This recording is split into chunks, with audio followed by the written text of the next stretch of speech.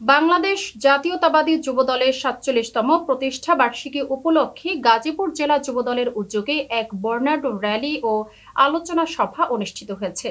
Channel H এর গাজীপুর জেলা প্রতিনিধি মনির হোসেনের তথ্যচিত্রে থাকছে বিস্তারিত।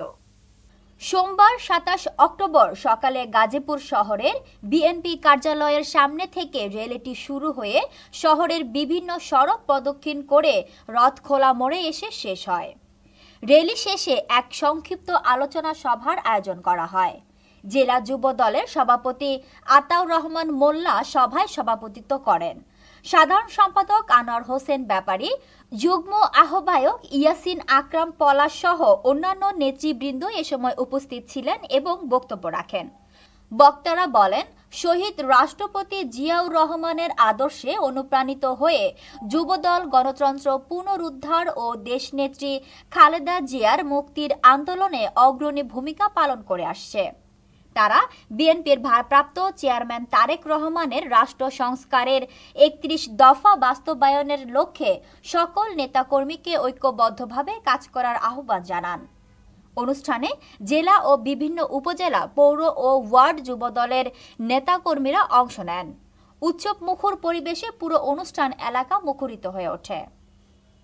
বাংলাদেশ জাতীয়তাবাদী যুবদল দক্ষিণ এশিয়ার যুবকদের মধ্যে সর্ববৃহৎ একটা সংগঠন।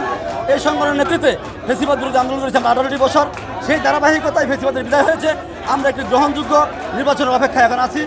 এখন মুক্ত মনে, খোলা মনে সব শ্রেণী পেশার ভাই বন্ধুকে সাথে নিয়ে, যুবদলের সব নেতাকর্মীদেরকে সাথে নিয়ে খোলা আকাশে নিষেধ আমরা কর্মসূচি পালন করছি। নিঃসন্দেহে আমরা ভালো লাগছে। যুবদল এরই মধ্যে নির্বাচনী কাজ শুরু করেছে।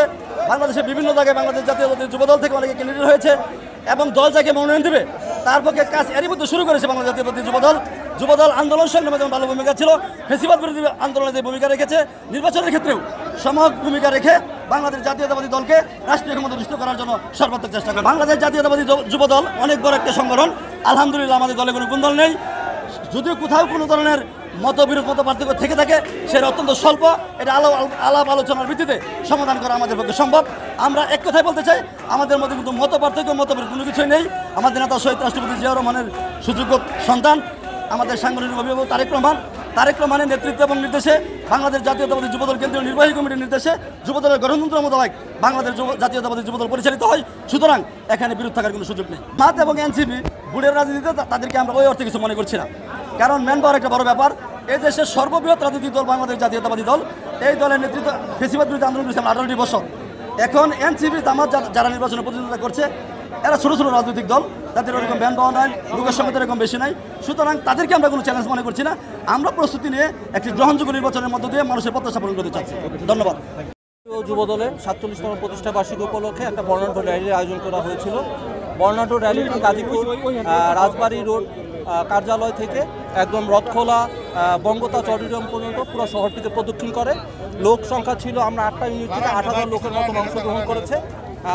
মোটামুটি আমাদের এই র্যালির মূল উদ্দীপনা যেটা ছিল, যুবকদের আগ্রহ, যুবকদের একটা মেসেজ জনগণের কাছে পৌঁছে দেওয়া এবং বাংলাদেশ জাতীয়তাবাদী যুবদল ভারপ্রাপ্ত চেয়ারম্যান তারেক রহমানের নেতৃত্বে যুবদল ঐক্যবদ্ধ আছে, এই মেসেজটুকু সবাইকে আমার পৌঁছে দেওয়া।